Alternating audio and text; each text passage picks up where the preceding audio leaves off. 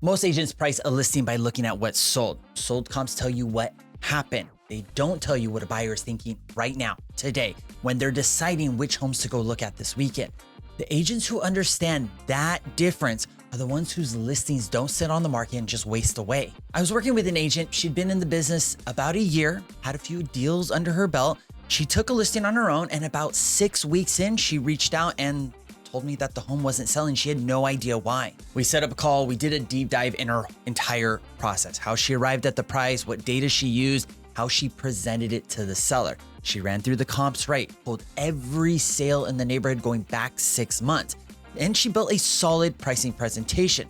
The numbers made sense on paper. When we looked at what went wrong, the answer was pretty clear. She priced the home against what had sold.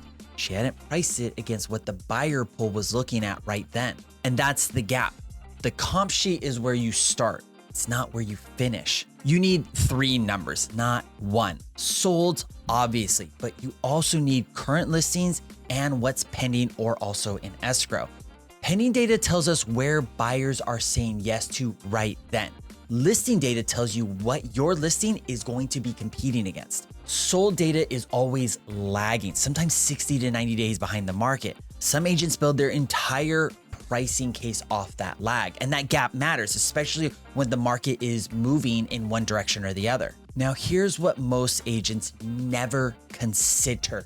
The buyer coming to see your listing is also driving anywhere from like 15 to 20 minutes away into a different neighborhood, possibly even a different city. They don't think in neighborhood boundaries anymore. They think in drive time and price range. So before you set a number, ask yourself, who is the buyer that's going to look at this home? What stage of life are they in? What does this home offer that matters specifically to that buyer? And where else are they likely to be looking? Picture them on a Saturday pulling up to your listing for the very first time. Before they even get out of their car, they've already seen 3 or 4 other properties.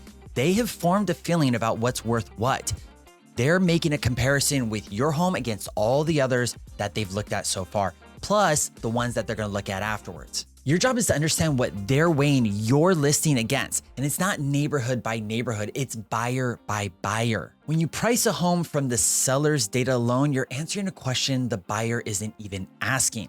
When you price your home from the buyer's perspective, knowing what they've seen, what they're weighing, and what this home has to offer that the others don't, you give your seller a thought for price, not a fair one. A fair price only benefits the seller, but unfortunately, the seller's not the one buying the house. And that's the difference. That's the difference between a listing that just sits there and another one that gets offers. It's not the finishes, it's not the square footage.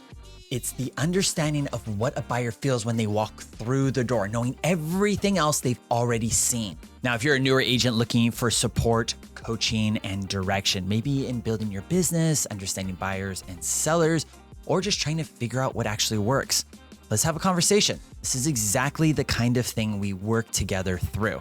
I coach agents all over the country, so if you have any thoughts, questions, or concerns, don't hesitate to reach out. The link to book a call is in the description below. I'm Coach K. I'll see you in the next video.